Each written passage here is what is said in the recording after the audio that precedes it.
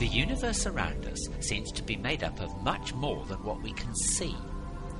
Indeed, the visible mass appears to be only a small fraction of the estimated total mass in the universe, and the observed motion of this visible mass suggests that it is mere flotsam on an invisible sea of unknown material. Galaxies are observed to rotate much faster than the visible matter in them requires them to. It would seem that invisible matter is stopping them flying apart. One explanation being postulated is that we are wrong to assume that gravity is unchanging and consistent over vast distances. Perhaps our current theory of gravity needs modifying.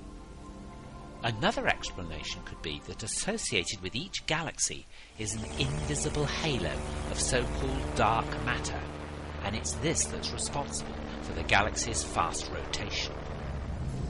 Looking for this dark matter will be Cern's Large Hadron Collider in Geneva, which will be on the hunt for an entirely new type of particle. It's long been known that particles such as electrons have a mirror twin with opposite charge.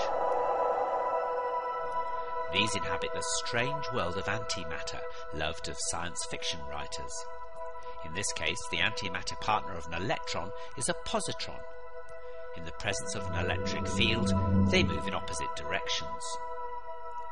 But Cern will be looking for an even stranger pairing. At the beginning of our universe, a minute blob of time and space, far smaller than an atom, began to expand as a way of dissipating its extreme energy. Such three-dimensional spatial expansion that happens everywhere and all around us is well represented by this two-dimensional surface of a balloon that is stretching as it's been blown up. The Big Bang into pre-existing space is now seen as the big stretch of space itself. After a moment of extraordinarily fast expansion, the blob seems to have contained a plasma of particles. On further stretching, the quarks and gluons condensed into protons and antiprotons, which almost annihilated each other. But not quite. The few protons left over formed the basis of the universe we now live in.